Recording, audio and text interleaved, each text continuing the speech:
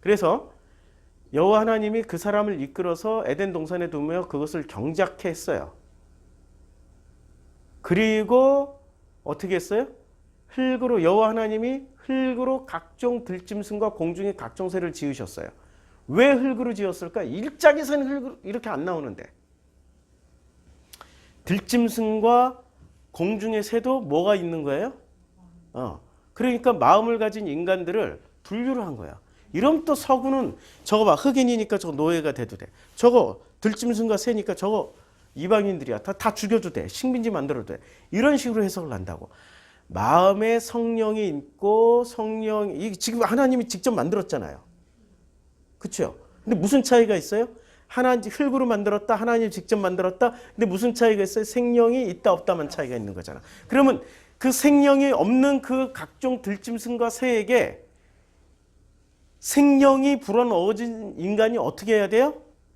그들에게 뭐를 해줘요? 이름을 붙여줘. 이름을. 이름이 돼. 자, 창세기 5장으로 다시 넘어가자고. 이름을 누가 지어줘요? 예? 아담이 셋을, 자, 이름을 누가 지어주냐면, 창세기 4장 아담이 그 아내 하와 동침한 하와 임신하여 가인을 낳아요. 그쵸? 그 다음에,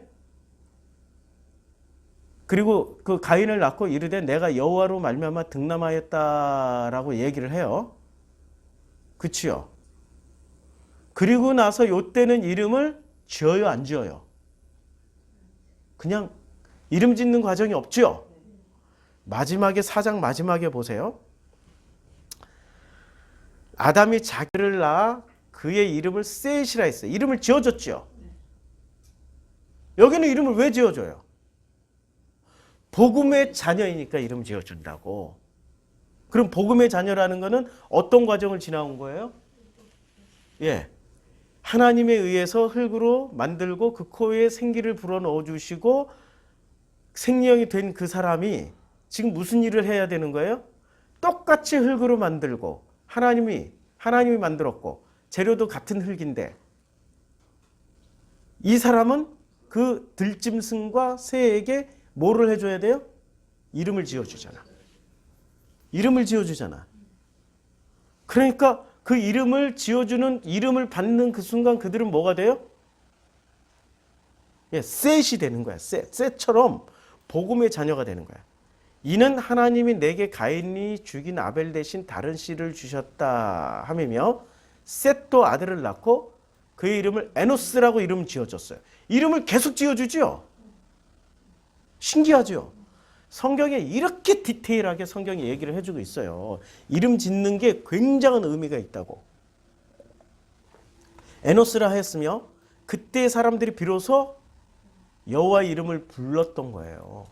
그러니까 이 5장 족보에서는 이제 셋은 105세에 에노스를 낳고 그 다음에 에노스는 90세에 게난을 낳았고 요 사이에 뭐가 생략된 거예요?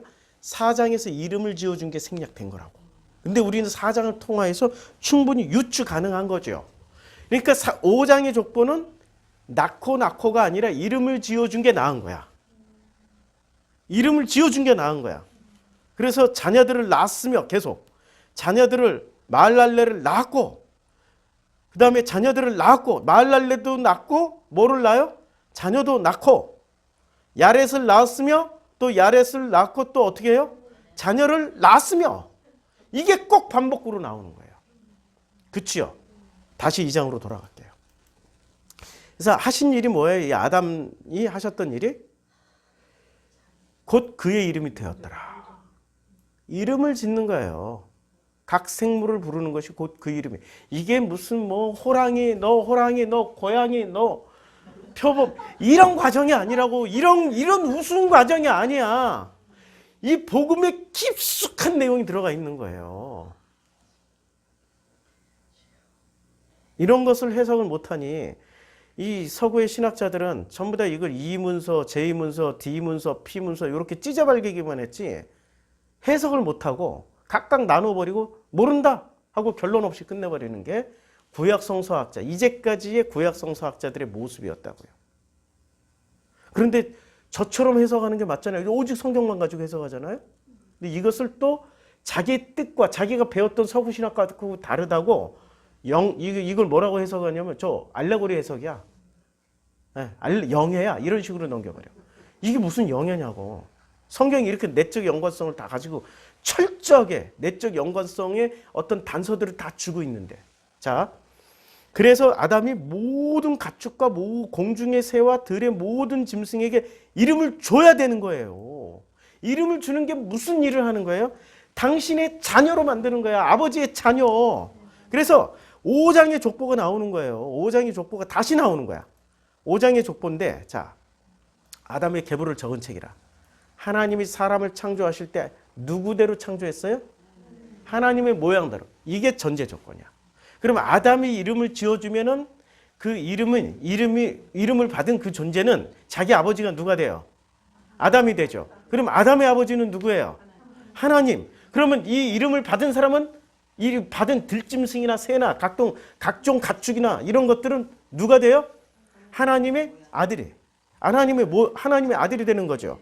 이것을 어디서 보여줘요? 하나님의 아들이 되는 것을. 그래서 마태복음의 족보가 나오고, 마태복음의 족보는 아브라함과 다윗의 자손 예수 그리스도의 계보라. 그렇죠? 아브라함부터 시작해요. 아브라함이 이삭을 낳고 이삭은 야곱을 낳고 쭉 어디까지 나가요? 그래서 이 족보는 어디까지 갑니까? 자, 야곱은 마리아의 남편 요셉을 낳았으니 마리아에게서 그리스도라 하는 예수가 나시니라. 여기서 딱 끝나요. 아브라함부터 우리는 이 족보를 거슬러 올라가 봐야 어디까지밖에 못 올라가요? 아브라함밖에 못 올라가요. 아브라함밖에 못 올라간다고요. 그래서 이 아브라함의 후손이라고 믿고 있는 유대인들을 깨야 돼. 왜냐하면 이 유대인들은 누구의 자손이에요? 아담의 자손이잖아요. 근데 이 사람들은 끝까지 뭐라고만 믿어요? 그래서 예수가 이 아브라함의 자손들을 깨주는데 어떻게 깨줘요? 요한복음 8장에서 깨주잖아요. 요한복음 8장에서 예수가 이렇게 말씀하십니다. 자, 예수께서 이르시되 하나님이 너희의 아버지였으며, 그러면 하나님이 아버지라는 것은 아브라함을 건너서 데라를 건너서 어디까지 가야 돼요? 아담까지 가야 되죠. 에노스, 셋, 아담까지 가서 아담에서 또 어디까지 건너가야 돼요? 하나님까지 가야 되는 거죠. 근데 이 사람들은 하나님까지 안 가고 어디까지 머물렀어요? 아브라함. 하나님까지 안 간 이유를 아세요? 하나님같이 그렇게 거룩하고 위대하고 놀라우신 그런 하나님을 감히 우리가 어떻게 겸손사상. 겉으로 보기엔 무지하게 훌륭해 보이잖아요. 그게 함정이야. 예수께서 이르시되 하나님이 너희 아버지였으면 너희가 나를 사랑하였으리라. 하나님이 아버지가 아니고 이 사람들의 아버지는 누구예요? 아브라함. 예수를 사랑하지 않는 거야. 만약에 하나님이 아버지다라고 했으면 진짜 아들이신 예수가 왔을 때 진짜 사랑할 수밖에 없잖아요. 이는 내가 하나님께로부터 나와서 왔습니다. 누구로부터 왔어요? 족보를 아브라함으로 잇지 않고 그냥 하나님으로 바로 이어버린 거예요. 나는 스스로 온 것이 아니요 아버지께서 나를 보내신 것이냐. 여기까지 이해가 되죠? 그렇죠? 그리고 너희는 너희 아비 마귀에게서 났어. 너희가 믿고 있는 그 아브라함이 너희 식으로 믿으면 그게 마귀가 되는 거야. 이게 지금 양면성을 가지고 있는 거예요. 이렇게 서구인들은 절대화를 시키잖아요. 죽었다 깨나도 이해를 못해. 호랑이를 밀림에서 만나면 호랑이는 맹수가 돼요. 근데 호랑이를 서커스단에서 딱 만나면은 호랑이는 원숭이 수준밖에 안 돼. 호랑이를 동물원에서 만나면 호랑이는 토끼나 고양이 수준밖에 안 돼. 또 호랑이를 밀림에서 만나면 호랑이는 맹수야. 나를 잡아먹을 수 있는 맹수가 된다고. 아브라함을 어디다 갖다 놓느냐에 따라서 유대인들에게 갖다 놓느냐 아니면 예수 앞에 있는 아브라함이냐에 따라서 아브라함은 마귀도 됐다. 하나님의 아들도 될 수 있는 거예요. 이해가 되는 거죠. 이제 우리 동서양을 배우니 이런 게 보이는 거죠. 지경이 넓어지는 거예요. 지경이.